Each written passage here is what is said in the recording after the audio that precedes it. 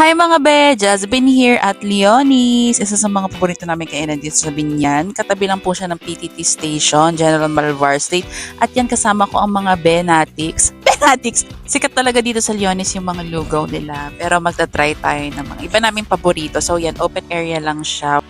Perfecto sa mga napadaan lang kung gusto mo mag-breakfast, mag-merienda, or galing inuman.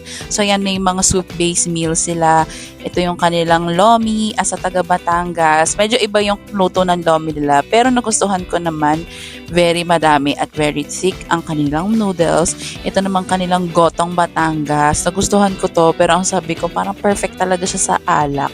Ang sarap ng pagka-asim niya. At ang dami ring laman na loob. So yan, next naman ay syempre ang pares, another perfect after mo uminom. Ba't puro alak ganyan? Nagustuhan ko to kasi very tender yung beef at ang dami nung soup. Kasi minsan yung mga pares ang konti nung soup, di ba? So next ay syempre, ito yung favorite ko in order dito talaga yung tapa. Paminsan pag gusto ko mag-breakfast. Very malasa yung meat, very juicy at masarap yan kapag tostado talaga yung tapa. Next ay ang kanilang sisig. Pork sisig ito mga be. At nagustuhan ko din to. Actually, first time ko to matikman dito. At very madami yung meat in fairness. So, syempre ako, favorite ko talaga ay toge. Alam mo yun, mga friends ko yan, sobrang happy ko.